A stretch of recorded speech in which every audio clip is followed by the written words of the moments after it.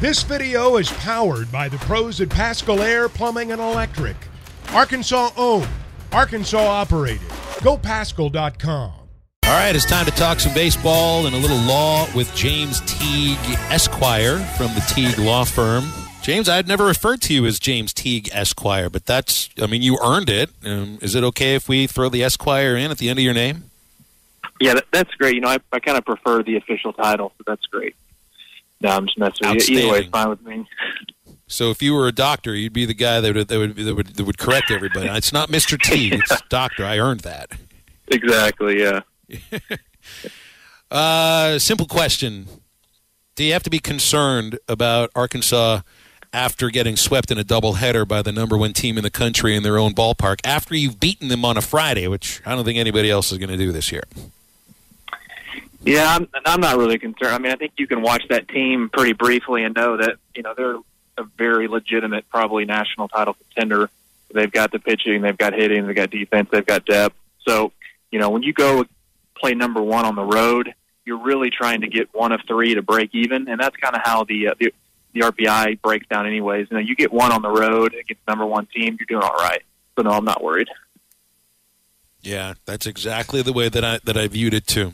That pitcher LSU had, I saw a little bit of that. I don't know if you watched it. Is he like a first rounder? What do you think of that pitcher LSU threw on Friday? Paul Skeen, that dude, the Friday guy. I think he struck out like 8 in his first 9 or something.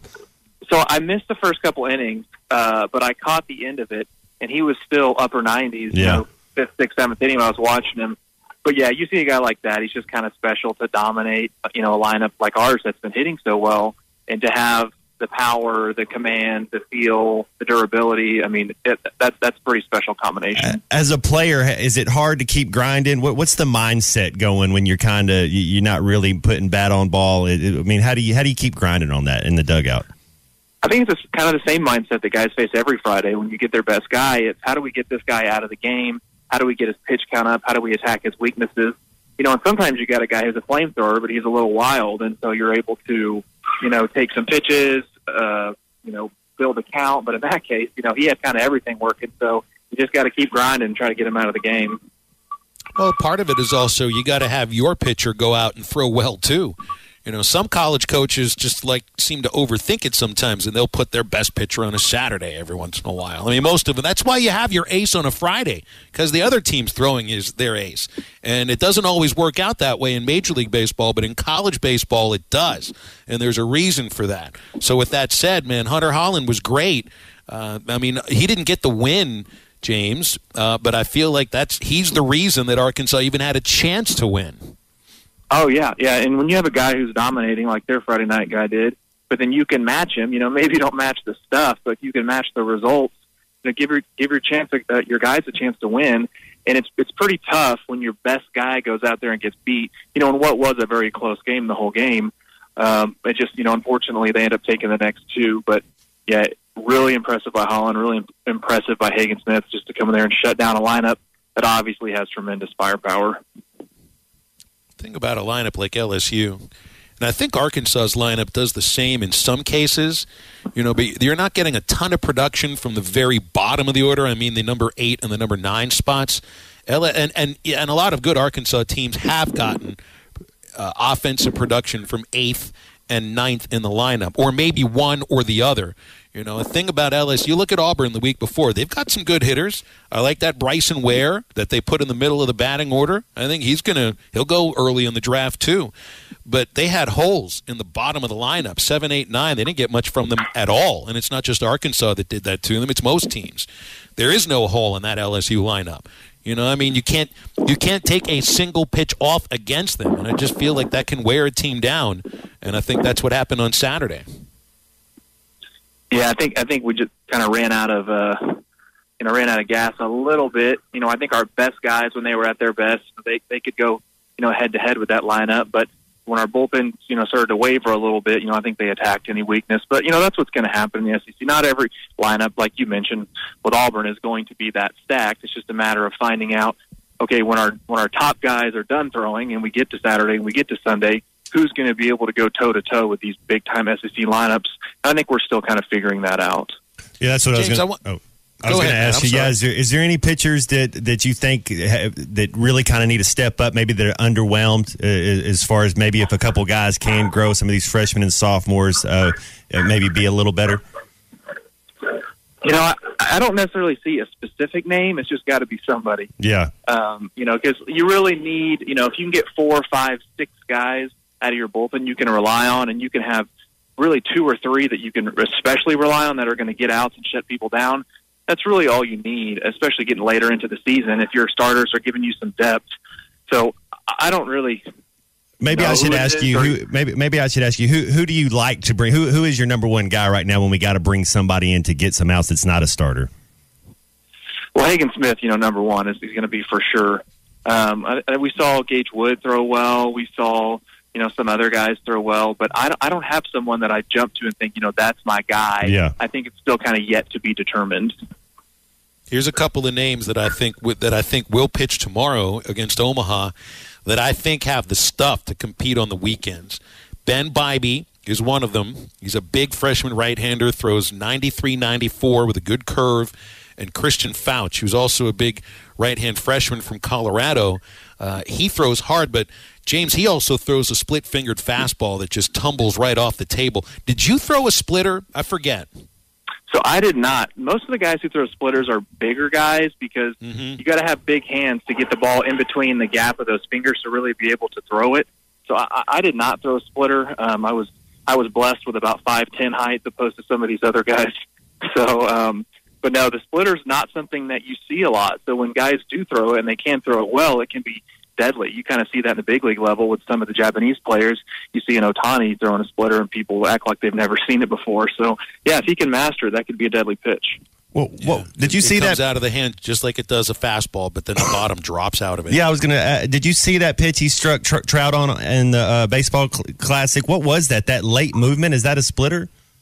So my take on that, he came in out of the bullpen. His timing was a little bit off, and he was actually cutting his fastball. Okay. And what happens sometimes when your timing gets off and you cut your fastball, it actually makes your slider really good because you're already kind of cutting everything. And so his fastball was cutting. So when he went to throw a slider, it was just nasty. deadly, nasty, hard breaking slider.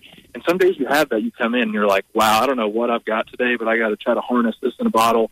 And other days you're like, I've got nothing today. I want to go to tomorrow. But, that was just maybe kind of one of those days for him with the stuff that he had coming out of the pen.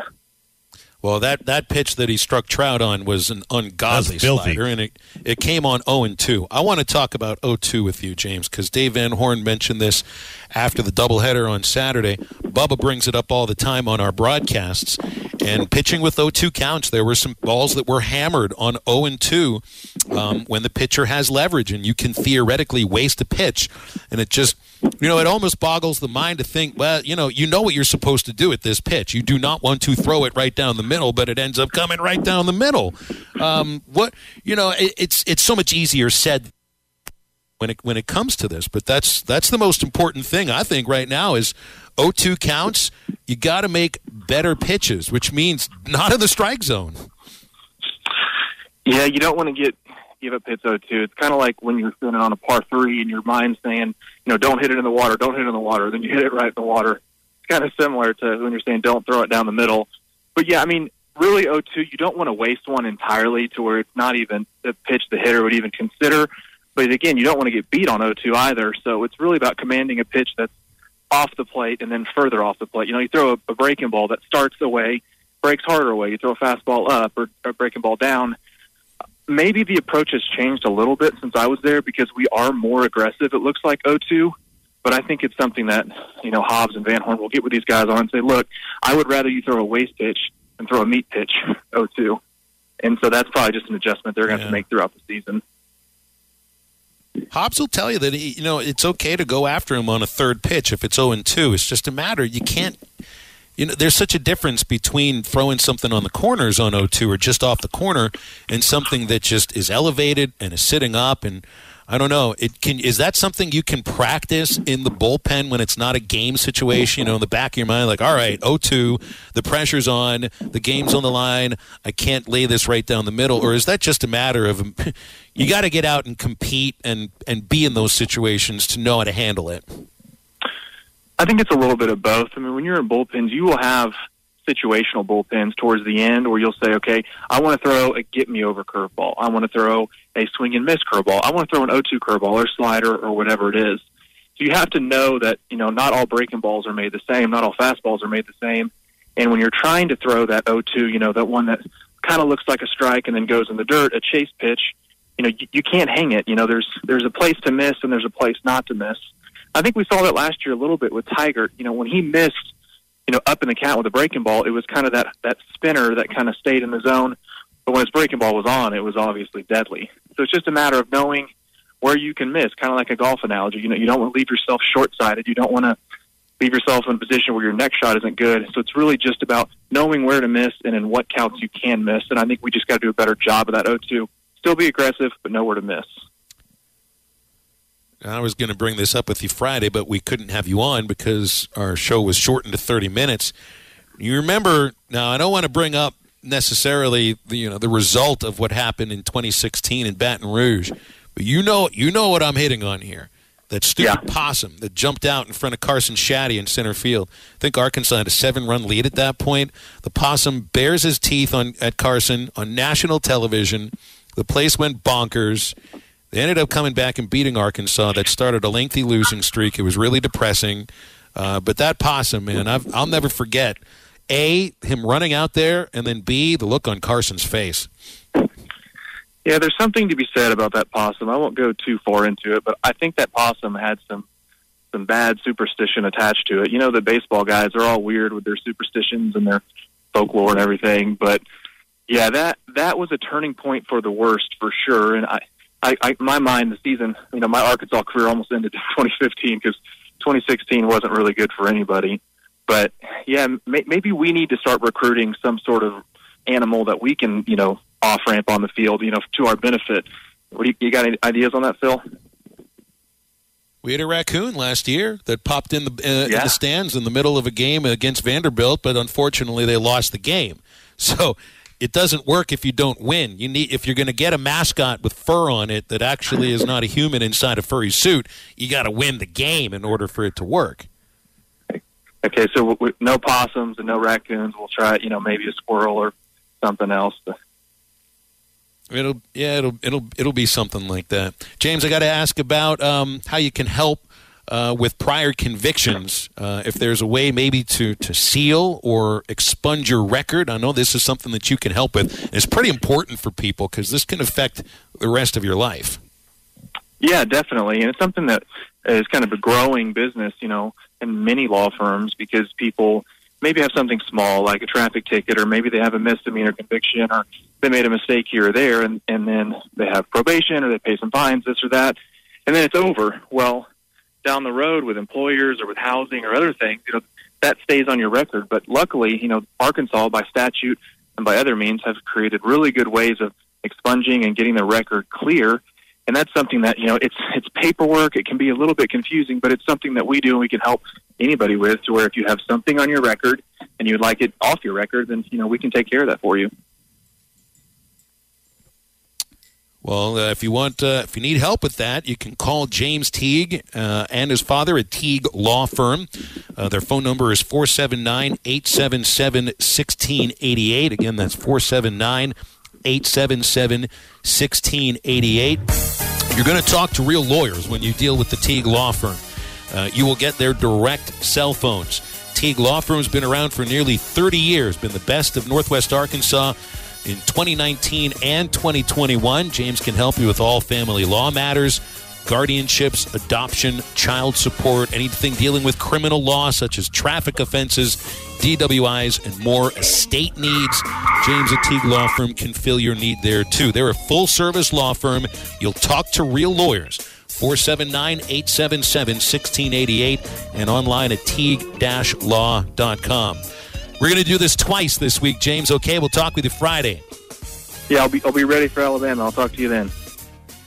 BetOnline remains your number one source for all your college basketball betting this season. Get analysis of every play, prop, and point at BetOnline. You'll find the latest odds, bracket contests, team matchups, and game trends at BetOnline. Updated odds for everything from live games right through the Final Four and the championship game. BetOnline is where your college basketball headquarters are this season. Head to the website today or use your mobile device to sign up and receive your 50% welcome bonus on your first deposit. Be sure to use our promo code BELIEVE to receive your bonus. That's BLEAV. BetOnline.ag, where the game starts.